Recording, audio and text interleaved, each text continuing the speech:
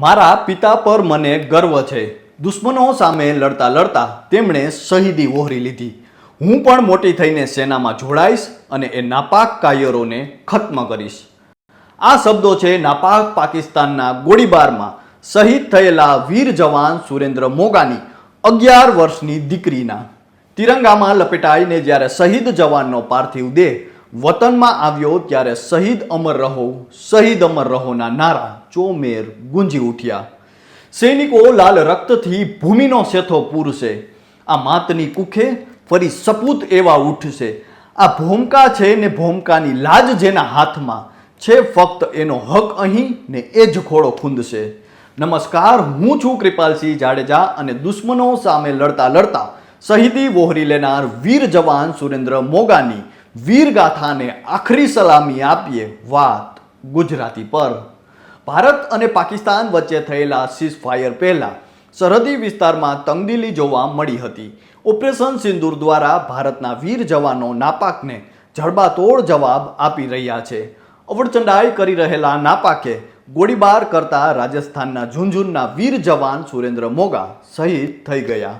જ્યારે તિરંગામાં લપેટાયેલો વીર જવાનનો પાર્થિવ દેહ વતન પહોંચ્યો ત્યારે પરિવારજનોની આંખોમાં આંસુ સાથે ગર્વની લાગણી જોવા મળી હતી. મીડિયા સાથેની વાતચીતમાં શહીદ જવાનની દીકરીએ કહ્યું કે મારા પિતા પર મને ગર્વ છે. મારા પપ્પા ખૂબ સારા હતા. દુશ્મનોનો ખાત્મો કરતા કરતા તેઓ શહીદ થઈ ગયા. મારા પપ્પાએ દેશની રક્ષા કરી છે. છેલ્લે મારે રાતે 9 વાગ્યે તેમની સાથે વાત થઈ હતી. મેં પપ્પાને કીધું હતું કે અહીંયા ડ્રોન ઉડી રહ્યા છે પણ અમે બધા સેફ છીએ.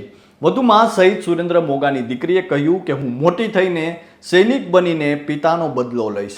આપને જણાવી દઈએ કે રવિવારે શહીદ સુરેન્દ્ર મોગાનો પાર્થિવ દેહ તેના વતન ઝુંઝુનમાં મંડાવામાં પહોંચ્યો હતો અને મંડાવા ગામમાં ચોકમાં જ્યારે તેમનો પાર્થિવ દેહને લાવવામાં આવ્યો ત્યારે મોટી સંખ્યામાં જનમેદની ઉમટી પડી હતી.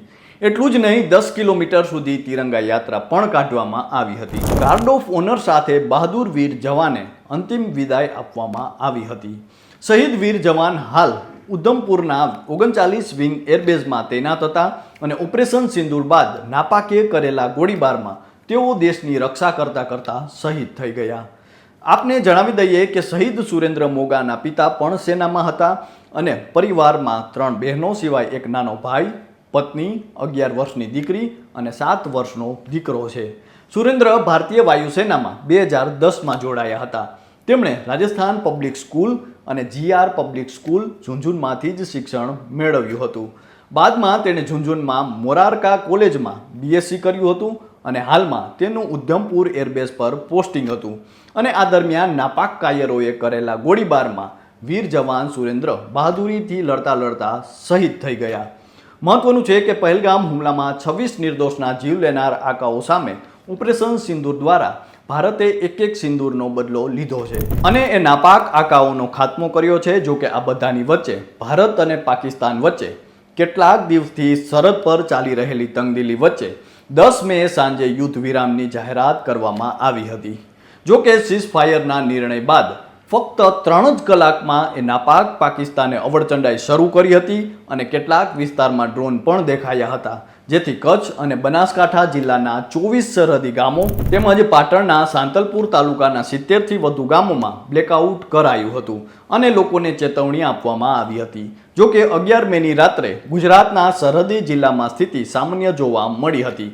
આપને જણાવી દઈએ કે યુદ્ધ વિરામ છતાં ભારત દ્વારા લાદવામાં આવેલા તમામ 12 પ્રતિબંધ હજુ પણ અમલમાં છે. આમાં સિંધુ જળ સંધિ, પાકિસ્તાનીઓ પર વિઝા પ્રતિબંધ અને સોશિયલ મીડિયા એકાઉન્ટ્સ પર પ્રતિબંધ જેવા નિર્ણયોનો સમાવેશ થાય છે.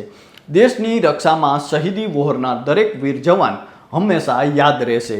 આજે આપણા દેશનો તિરંગો આસમાને લહેરાય છે તેના પાછળ કેટલાક સપૂતો છે જેને પોતાના પ્રાણની આહુતિ આપી છે. કેટલાય પરિવારોએ પોતાના લાડકવાયા આપ્યા છે. ત્યારે એ તિરંગાને કહીએ, ઝંડા અજર અમર રહેજે, વધ વધ આકાશે જાજે, કો માતાના ખાલી ખોડે આજ બન્યો તું બેટો, કપાળના કંકુડા હારી એને પણ બળ તું દેતો, ઝંડા સાક્ષી રહેજે હો હજારો છાના સ્વાર્પણનો. ધન્ય છે એ વીરો અને ધન્ય છે એ સપૂતો જેમણે આ દેશની રક્ષા કાજે પોતાના પ્રાણ અર્પી દીધા.